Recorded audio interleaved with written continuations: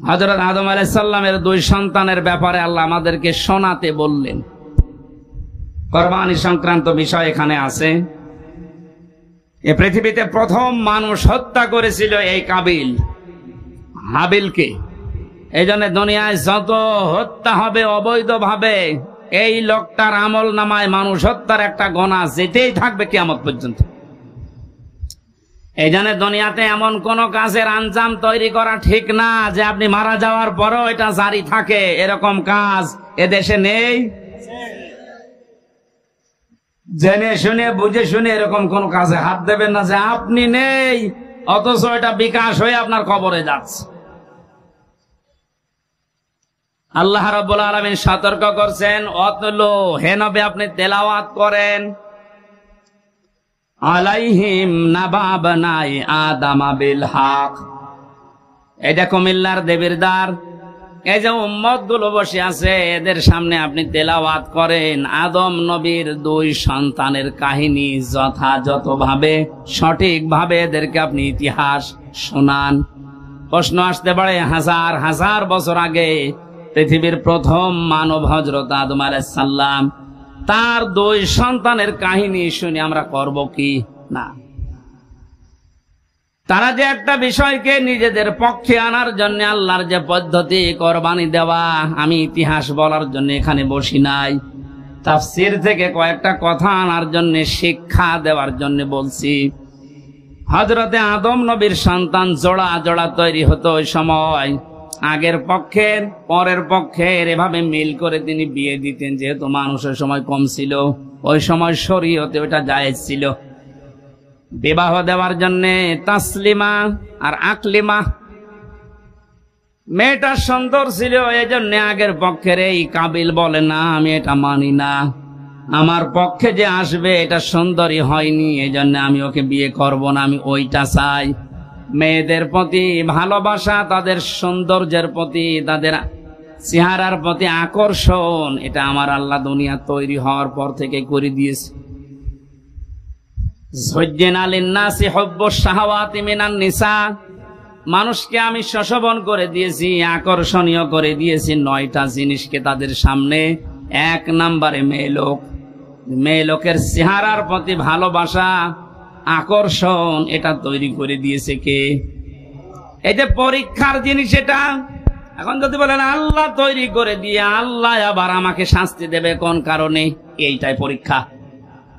আপনার মতোই মানুষ আর একজন আছে, সে তো এরকম সুযোগ পাওয়ার পরও এই কাজ করে না, আপনি করলেন কেন? হযরতে আদম নবী আলাইহিস সালামের মনে শান্তি ছিল না, তাকে আমার আল্লাহ জান্নাতে এত নিয়ামত দিয়েছিলেন, তারপরও তিনি আনন্দ শান্তি পাচ্ছিলেন না। আল্লাহ রাব্বুল আলামিন তার মনের অবস্থা বোঝার পর তিনি যখন নিদ্রায় গেছেন তন্দ্রাচ্ছন্ন, ওই সময় একটা হাড় তার শরীর থেকে বের করে সুন্দরী মহিলায় যে হাওয়া আলাইহিস সালামকে বানিয়ে রেখেছিলেন। তাফসীরে কাবীরের ভেতরে পেয়েছি পৃথিবীতে 4 জন মহিলাকে আল্লাহ সব চাইতে সৌন্দর্য দিয়েছেন, তার ভেতরে হাওয়া আলাইহিস সালাম 1 নাম্বার, ইব্রাহিম নবীর প্রথম স্ত্রী হযরতে সারা 2 নাম্বার, হযরতে ইউসুফ নবীর স্ত্রী জুলাইখা 3 নাম্বার, 4 নম্বরে মোহাম্মদ রাসূলুল্লাহর ছোট মেয়ে হযরতে ফাতিমাতুজ জোহরা রাদিয়াল্লাহু তাআলা আনহা।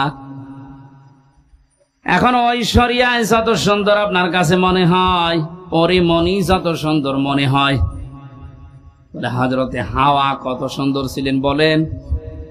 তিনি যখন বসে আছে বামে, ঘুম থেকে ওঠার পরে তিনি দেখলেন, তাফসীরে মুফাসসির বলেন হযরতে আদম হাওয়াকে দেখেই তাকিয়েছেন এবং ধরতে গেছেন। আল্লাহ পাক বলেন, আদম এটা তাকানোও যাবে না, ধরাও যাবে না। হযরতে আদম বলছে, আল্লাহ তাকানো যাবে, ধরা যাবে কি করলে সেটা বলেন। আমার মনে হয় বাংলাদেশের অনেক যুবক এমন আছে, নামাজের ফরজ জিজ্ঞাসা করেন বলতে পারবে না, বিয়ে করা ফরজ এটা বলতে পারবে। আল্লাহ পাক কয়দিন জানিয়েছেন হ্যাঁ ধরা যাবে, তাকানো যাবে, বিয়ে করা লাগবে। আদম আলাইহিস সালাম আগে পেছনে না ভেবে বলছে, আল্লাহ আমি রাজি আছি। আল্লাহ পাক শর্ত দিয়েছেন, বিয়েতে রাজি হয়ে গেলে বিয়ে করতে হলে দিন মোহর দেওয়া লাগবে, এটা নেই। এখান থেকে মাসলা বের হয়।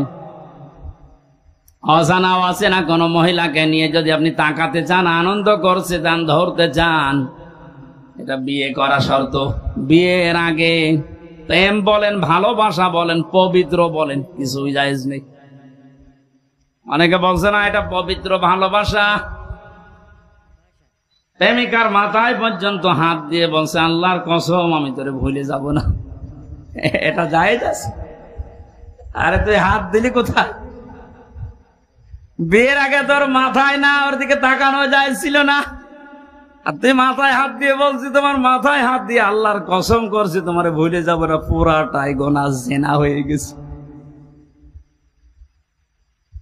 আদম নবী আলাইহিস সালাম যখন বলেন আমি রাজি আছি, আল্লাহ বলেন আগে বিয়ে করো, দেন মোহর কই? বলে নেই। আল্লাহ পাক সুযোগ দিয়ে জানিয়েছিলেন আমার নবী মুহাম্মদুর রাসূলুল্লাহর উপরে 10 বার দরুদ শরীফ পড়ো, এইটাই দেন মোহর হিসাবে মেনে নিলাম। বিয়ে করার পরে আল্লাহ এবার তাকে আদেশ দিলেন, আমরা যারা আদম নবীর সন্তান এখানে বসে আছি, মিলান তো আপনার জীবনে এটা আছে কিনা বলবো।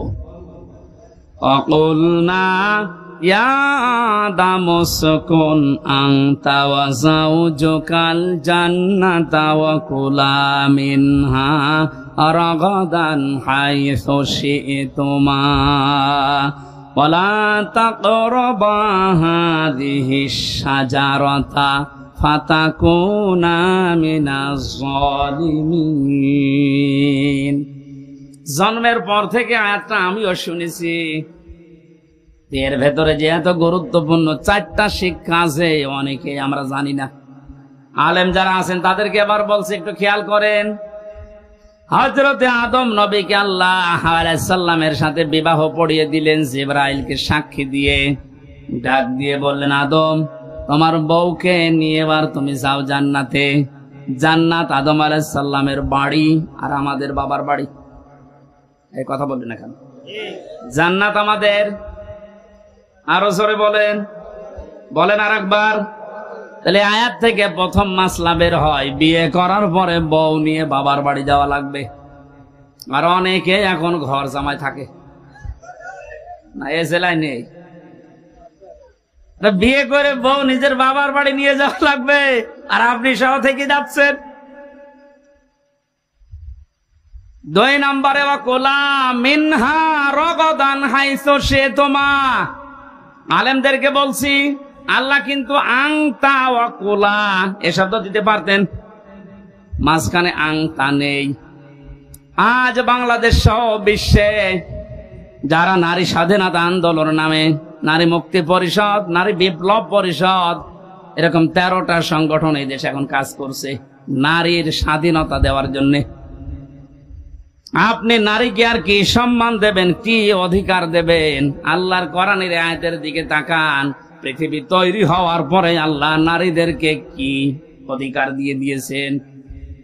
আল্লাহ বলেন বিয়ে করে বউ বাড়িতে নিয়ে যাওয়ার পরে নিচে খাবে হবে না, আংতা নেই। আল্লাহ বলেন কোলা একবারে দিয়ে বসন দিয়েছি, তুমি যেই মানের খাবার খাবে, যেই মানের পোশাক পরবে, যেই মানের ঘরে থাকবে, স্ত্রীকে ওই রকম জায়গায় ওই রকম খাবার ওই রকম পোশাক দেওয়া লাগবে। এটা নফল না, এটা ফরজ। আজ হাজারো পরিবারে এইটা নেই, এই জন্য অশান্তি। তাই আমার কথা বুঝতেছেন? নিজে তো বাইরে ভালো মন্দ ভালোই খাচ্ছে, যাওয়ার সময় বর জন্য বাদাম নিয়ে যাচ্ছে। আপনি যে মানের খাবার খেয়েছিলেন, যে মানের পোশাক পরেছিলেন, যেই মানের থাকেন, ওইভাবে তার ব্যবস্থা করে দেওয়া লাগবে। এটা নির্দেশ আল্লাহ আদম নবীর উপরে। আল্লাহ বলতে পারতেন আংতা, হে আদম তুমি মরণের খাওয়া খাও, এরপরে যদি থাকে বউকে দাও না। একবারেই কোলা দিয়ে আল্লাহ মেয়েদেরকেও আমাদের সাথে শামিল করে দিয়েছেন সমান। 3 নাম্বারটা তো আরো কঠিন। হাইসু শি'তুমা, যেখানে ইচ্ছা যাবে এই বাগানে এই জান্নাতে, যা ইচ্ছা খাবে। তার মানে আয়াত থেকে মাসলা বের হয়, বিয়ে করার পরে বউকে তালাবদ্ধ হয়ে ঘরে বসিয়ে রাখবেন না, মাঝে মাঝে তাকে বেড়াতে নিয়ে যান বিভিন্ন জায়গায়।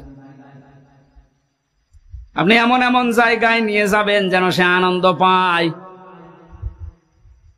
এমন একটা অনুষ্ঠানে নিয়ে যান। হ্যাঁ, এখানে আর শেষের শব্দ একটু ঝামেলা আছে। আল্লাহ বলেন হাইছো সে তোমা, তুমি নিয়ে যাও যেখানে ইচ্ছা যাও, যা ইচ্ছা খাও। দোয়ালা তাকরাবা হাদিহি শাজারা, এই গাছের কাছে যাবে না। কোন গাছ? না না, এটা আমিও জন্মের পর থেকে শুনছি যে গন্ধম গাছ।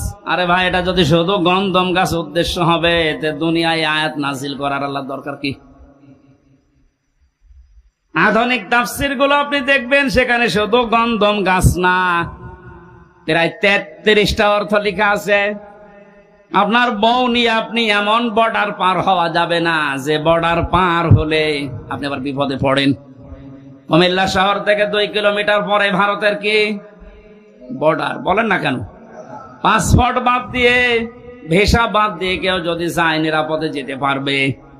ওটা সীমানা, বর্ডার। আল্লাহ পাক বলেন আমারও বর্ডার আছে দুনিয়ায় 500। কত? আপনি 500 বর্ডার জানেন?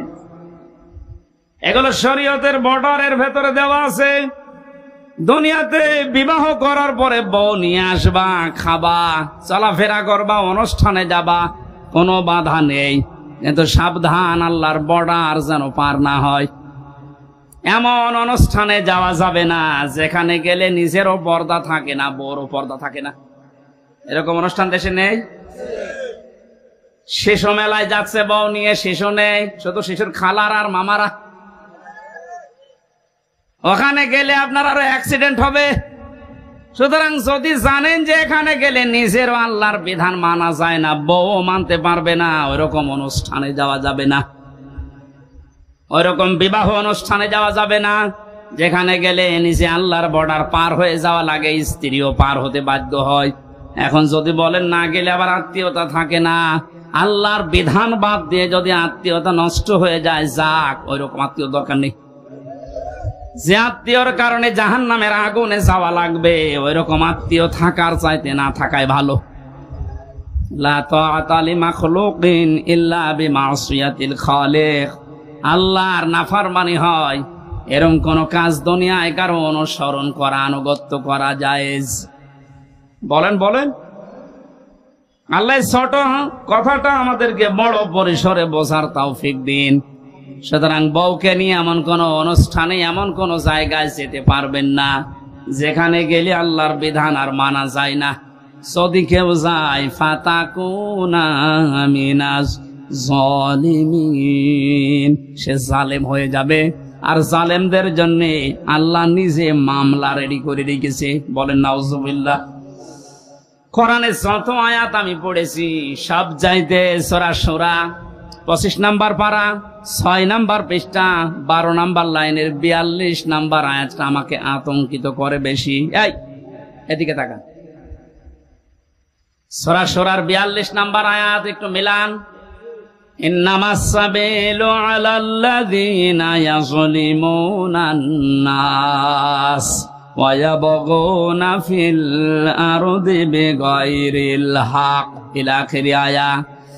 আল্লাহ পাক বলেন আমি নিজে কিয়ামতের দিন মামলা দায়ের করব, আমি কেস করব, আমি অভিযোগ দায়ের করব তাদের বিরুদ্ধে যারা দুনিয়ায় মানুষ হয়ে মানুষের উপরে জুলুম করে। এ দুনিয়ায় নেই। আর আসতে বলো, আপনি কথাটার ওজন টের পেয়েছেন? এ কথার লোড কত? আল্লাহ নিজে মামলা দায়ের করবে, উনি মামলার বাদী। যিনি বিচার করবেন বিচারক, উনি যদি বাদী হন, না রায় তো পক্ষে আসবে। বলেন, এই আয়াতটা পড়ার পরে আমার নিজেরই মাঝে মাঝে ভয় লাগে, আল্লাহ আমি আবার মামলার আসামি হয়ে গেলাম না তো? কারণ আমার নফসের ওপরে আর মাঝে মাঝে জুলুম হয়ে যাচ্ছে, আমার পরিবারের ওপরে জুলুম হয়ে যাচ্ছে, সমাজের মানুষের প্রতি আমার যে দায়িত্ব ছিল আমি পালন না করে আমি জুলুম করে ফেলছি। এই জন্য যে যত বড় দায়িত্ব আছে, কিয়ামতের দিন ওই দায়িত্ব সম্পর্কে আল্লাহ তার কাছে পুঙ্খানুপুঙ্খানু হিসাব নেবে। প্রতিটি জিনিস যেহেতু নিয়ামত, এরপরে বাকি কথা। কয়েকদিন আগে একটা কনফারেন্স হচ্ছিল, আমি মদিনায় ছিলাম। এই যে এতটুকু একটা বাচ্চা আব্দুর রহমান, বিশ্ববিখ্যাত হাফেজ, বিচারক ওকে ডাক দিয়ে বলছে, তোমার যে চোখ নেই, তুমি অন্ধ, এই 11 বছর বয়সে কোরআনের হাফেজ হয়ে গেছে, তাও যেমন তেমন হাফেজ না, বিশ্বের ভেতরে সেরা জারাতেদের ভেতরে তুমি একজন, তোমার যে চোখ নেই, আল্লাহর উপরে তোমার কোনো অভিযোগ নেই। ছেলেটা কেঁদে ফেলেছে, ডাক দিয়ে বলে, বিচারক আমার কোনো অভিযোগ নেই, আমি আরো আনন্দে আছি। বিচারপতি ডাক দিয়ে বলছে, তোমার কোনো অভিযোগ নেই, আনন্দে আছো মানুষ?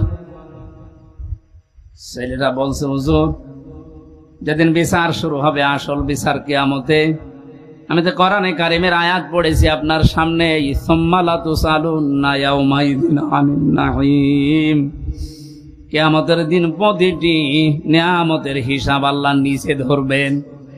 আমার পা থেকে শুরু করে মামারা যখন মাথা পর্যন্ত হিসাব আল্লাহ শুরু করে দিয়েছে, পা দিয়ে, এরপরে হাঁটু দিয়ে, এরপরে পেট দিয়ে, হাত দিয়ে, আস্তে আস্তে আমার কাছে চোখের কাছে যখন আসবে, আমি আল্লাহকে বলতে পারবো, অন্তত মাবুদ একটু দাঁড়ান, আপনি চোখের হিসাব আমার কাছে নেবেন, আমার তো দুনিয়ায় চোখ ছিল না, এদিকে তাকে হলেও দয়া করে আমার হিসাবটা আপনি সহজ করে দেন। আল্লাহ নিজে বিচারপতি হবেন। ও কুমিল্লাবাসী, কি মনে হচ্ছে আপনার কাছে আমি জানি না, কথাটা নরম হলেও অনেক বড় কথা এটা। আল্লাহ নিজে বিচারপতি আর নিজে মামলার বাদী। এই দেশে যে যত বড় দায়িত্বে আছে, সে যদি আপনার মামলার বাদী হয়, জেল থেকে বেরানো আপনার কঠিন হবে। কথা বলে না কেন? প্রধানমন্ত্রী শেখ হাসিনা যদি আপনার বিরুদ্ধে মামলা দেয়, আপনি তো কালকেই বের হয়ে যাবেন নাকি? সুতরাং যে যত বড় ক্ষমতাশালী, সে যদি মামলার বাদী হয়ে যায়, পৃথিবীতে সবচাইতে বড় ক্ষমতার মালিক কে বলেন তো? আল্লাহ আয়াতে জানালেন, আমি নিজে তোর বিরুদ্ধে মামলা দেব। এই জন্য আল্লাহর বিধানগুলো ওভারটেক করে, পার করে ফেলে আমরা যেন আল্লাহর মামলার আসামি হয়ে না যাই, এগুলো খুব হিসাব নিকাশ করে পা ফেলা দরকার। আদম নবীর সন্তানের কাহিনীগুলো আল্লাহ এবার শোনাতে চেয়েছেন কেন? এবার খেয়াল করেন। আল্লাহ পাক বলেন, হে নবী, আপনার উম্মতদেরকে যখন পাবেন, তাদের সামনে আমার এই আয়াতগুলো তেলাওয়াত করে শোনান। এটা হাজার হাজার বছর আগে হযরতে আদম নবীর 2 সন্তানের কাহিনী। এই মেয়ে লোক নিয়ে তারা ঝগড়ায় বিপদে নিমজ্জিত হয়েছিল। শেষ পর্যন্ত আদম নবীর শরীয়ত অনুযায়ী তাদেরকে বলেছিলাম, তোমরা কোরবানি করো। আমাদের যেমন পশু করার নিয়ম, ওই সময় নিয়ম ছিল আলাদা। ওরা এরকম চাটিয়াল ময়দানে পশু জবাই করে রেখে আসতো, আগুনের ঝলক আকাশ থেকে এসে পড়িয়ে ফেলতো, তারটা কবুল হয়ে যেত, আর যারটা পড়ে থাকতো তারটা কবুল হতো না। আমার মনে হয় এই শরীয়ত যদি এখন আমাদেরও থাকতো, এই দেশে কত মানুষের কোরবানি ধরা পড়ে যেত। আমার ভাইরা, বেশি সময় হয়ে গেল, শেষ করে দি নাকি? আমার তো কেবল আয়াত শুরু হচ্ছে, গরমের ভেতরে তো আসলে 1 ঘন্টা হয়ে গেছে, শেষ করে দি। যে না মানে এই যে মানুষগুলো ব্যস্ত না, এদের আরো কাজ আছে, আমারও কাজ। হ্যাঁ, চালাবো, ছেড়ে দি। এত এত লং টাইম কথা বলায় গরমের ভেতরে। তারা কোরবানি দিয়েছিল, একজনেরটা যখন কবুল হওয়ার পরে আর একটা হয় নিয়ে প্রতিহিংসার বশবর্তী হয়ে হাত উত্তোলন করেছিল মারার জন্য।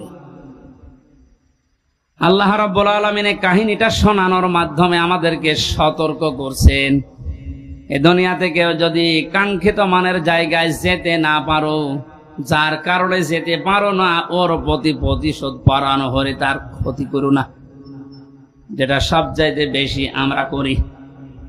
ইদ ক্বাররাবা কুরবানান ফাতুকব্বিলা মিন আহাদিহিমা ওয়া লাম ইউতাকাব্বাল মিনাল আখার ক্বালা লা আকতুলান্নাক। এই কাবিল তখন ডাক দিয়ে বলেছিল, ভাই তুমি কি এমন কাজ করো যে তোমারটা আগুনের ঝলক এসে পুড়িয়ে ফেলেছে? আমিও তো তোমার সাথেই বসবাস করি, আমারটা নিয়ে নিল না। তুমি যেহেতু পথে এখন বাধা হয়ে আছো, তোমার এই রাখবো না, তোমার শেষ করে দেই। হযরতে হাবিল ওই সময় যে কথাটা বলেছিল শুধু ওই সময়ের জন্য না, এটা কিয়ামত পর্যন্ত আয়াতটা কোরআনে থাকবে, এখন আছে, আমাদের জন্য শিক্ষা হচ্ছে। হাবিল বলেছিল ক্বালা ইন্নামা ইয়াতাকাব্বালুল্লাহু মিনাল মুত্তাকিন। হে ভাই কাবিল, কান খাড়া করে শোনো, দুনিয়াতে শুধু তাকওয়া, মুত্তাকি যারা, এই মানুষগুলোর সম্পদ, জীবন আল্লাহ কবুল করে থাকেন। আয়াত দ্বারা প্রমাণিত। আমরা যারা কোরবানি এখন দিচ্ছি, সামনে কেনার জন্য প্রস্তুতি নিচ্ছেন, আপনি যদি মুত্তাকি হতে না পারেন, আপনার জীবনের কোরবানি কিন্তু কবুল হবে না। কোরআনে কারিমে আল্লাহ যেখানে কোরবানি শব্দের ব্যাখ্যা দিয়েছেন যে কোরবানি করো, ওর আগের শব্দে আমার আল্লাহ দিয়েছেন নামাজের কথা। এজন্য এখানে যারা নামাজ আদায় করেন না বা নামাজ পড়েন না, নামাজের শিক্ষা যাদের জীবনে নেই, এক কথায় ফতোয়া দেওয়া যায় যে আপনার কোরবানি হচ্ছে না। ফাসাল্লি লিরাব্বিকা ওয়ানহার, আগে কোরবানি করো, এরপর নামাজ পড়ো। বলেন এই জন্য নামাজ যারা পড়ে না তাদের সাথে ভাগ দিলেও আপনারটা হবে না। এটা একটু কড়া হয়ে গেল। আরে ভাই, এই যে পুরাটা মিলে হাত, এতটুকু যদি না থাকে, বাকিটুকু দিয়ে কিছু করা যাবে। যদি বলেন একটু চুলকিয়ে দেন তো কোনো জায়গায়, এতটুকু দিয়ে চুল কাটতে পারবেন? আল্লাহ ফাসাল্লি আগে দিয়েছেন যে নামাজ আদায় করো আগে। আরে নামাজের শিক্ষার ভেতরে যে 27টা আছে, তার ভেতরে একটা শিক্ষা হচ্ছে ওয়ানহার, কোরবানি করো। কোরবানি এটা শুধু পশুর ভেতরে সীমাবদ্ধ না, ইসলাম মানতে গিয়ে আপনাকে কোরবানি করা লাগবে। আপনার সম্পদ, আপনার জীবন, আপনার সময়, আপনার লেখনী, আপনার বক্তব্য সব যেন আল্লাহর জন্য, ইসলামের জন্য, আপনি কোরবানির জন্য প্রস্তুতি নিতে পারেন। এই শিক্ষা 1 বছর পর পরে আমাদের দিতে আসে।